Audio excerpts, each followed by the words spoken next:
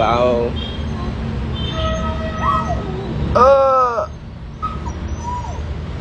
Tigilan na po natin ang pagiging bakla. July na. Charis.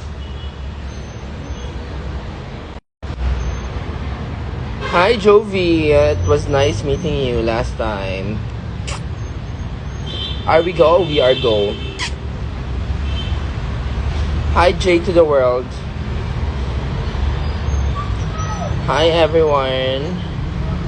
Ayan, ang dami nyo. July. July na nga. Pasok lang po kayo. Pasok lang po kayo. Ayan, hello. Tak, tak, tak, tak. I have an announcement. Kumusta ang Baguio? Baguio is so fun. Always fun. It's always been fun. So, never changed. And will only get better. Hi everyone. So, dumadami na tayo. So, paramihin nyo pa. Because I have an announcement. Wow.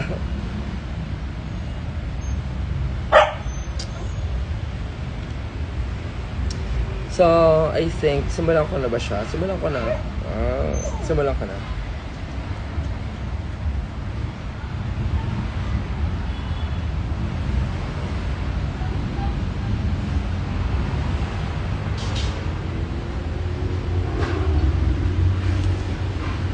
Thank you so much.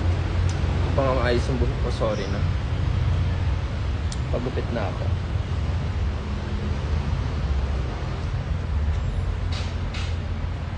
So, hello everyone. How have you been?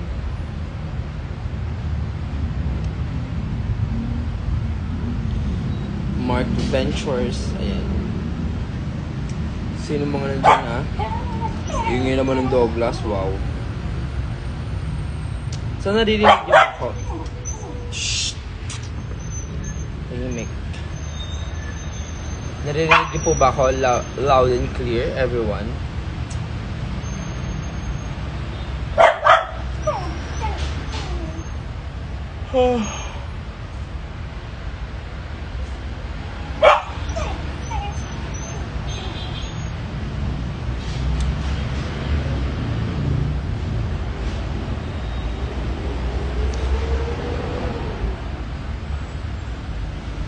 So, yan. Hello everyone. Nandiyan na ba kayo? Sino pa bang nandyan? Pumasok lang po kayo. Nagantay, no? Inaantay ko yung mga tao. Opo, naririnig ka po namin. Huwag ba namang ako sinisigawan? Charis. Sensitive ako, listen to. Huwag mo kong sinisigawan, be. Hi everyone. So, I'll start with this. So, before Pride Month started, I expressed my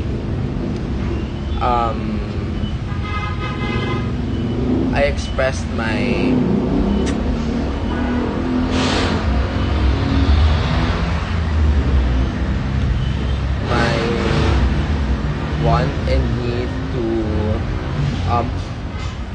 quit and to quit drag, essentially. So, yon. So, a lot has happened in the past month, in June, during Pride Month. And I would like to announce na, instead of quitting, I think I'm going to take a break, a long break instead of, and I'll be back, but not as Mrs. but a new person, a more refined, a more powerful, an artist who knows themselves more than who I am right now. Because I realized that I have a lot of things to unpack and discover within myself as Ian. Kasi, I've realized a lot, while the show's happening. I would like to rediscover my gender identity and mostly my gender identity, and also to deal with everything that I have to unpack. But I have unpacked a lot in the past month. That's a good thing. And however, will still be a never-ending journey on discovering and rediscovering yourself. So, gusto ko lang sabihin na sa mga nalungkot during those times, sa mga nalulungkot ngayon, chill out because I'll be back, I think. Well, I think, let's see. Pero not as active as I was before. And not as active as I am. Because being in the public eye is so much work for me, honestly, as an introvert, as someone na hindi naman sanay sa sight ng mga tao. Most of it are positive. I'm very much lucky with your love. However, some of it are negative. Diba? Like, it's literally it na I need to come to a point in my life wherein I don't mind anymore because I'm sure of myself. And I realized I wasn't sure of myself very much recently, especially in the past months, in the past year. So, yun. And I want you to be there, to be understanding, and to have an open heart, not just for me, but also to the other artists, especially queer artists, who's been battling a lot. Not just the discrimination, not just the internal things that they have within them, but also the discrimination that they face outside. Because even within the community, we still have people who don't believe in the advocacy. So, ayun, yun lang. So, gusto ko lang siyang sabihin. Gusto ko lang din na baka magulat kayo na there will be postings coming soon. And I will still be posting here for you, para hindi nyo naman ako masyadong mamiss. Pero I won't be creating a new thing, especially within drag, na ako yung nakapaloob o ako yung bida. Wow. So, gusto ko lang sabihin yon. I'll be backstage, or I'll try my best to be backstage. So, yon.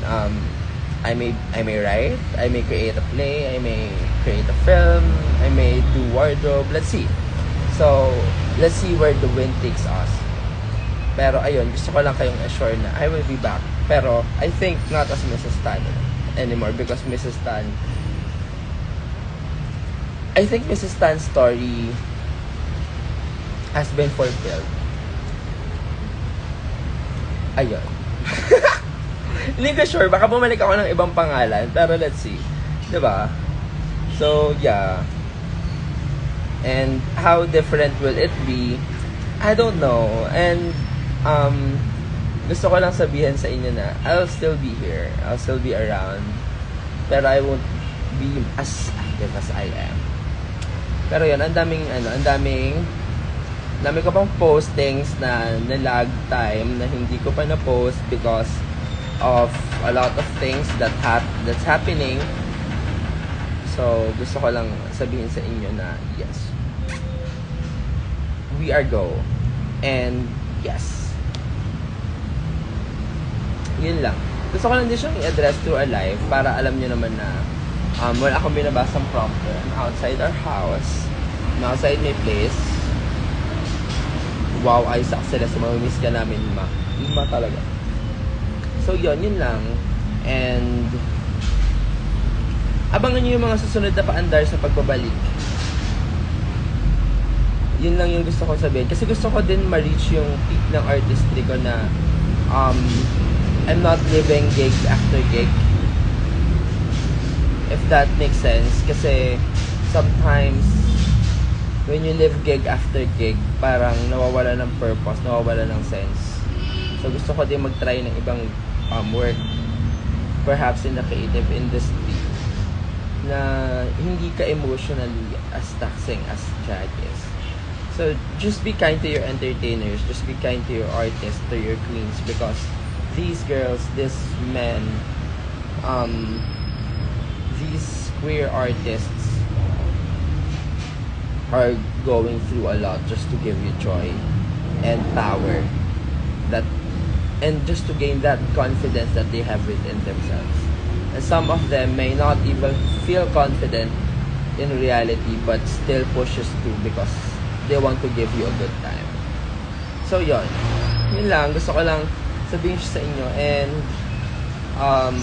you'll still me sa social media, I think, and you'll hopefully see me sa events. Sa mga hindi pa nakakapanood sa akin, I'll be back. Watch Dalaga na si Maxi Rerun.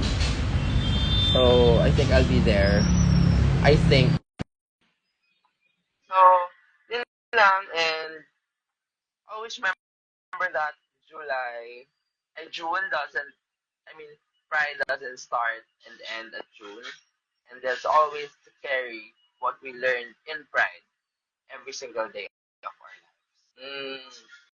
Ayun, so yan, thank you so much everyone, and have a great day, have a nice day, and have an exciting 6 months ahead of 2025. And yes, see you soon.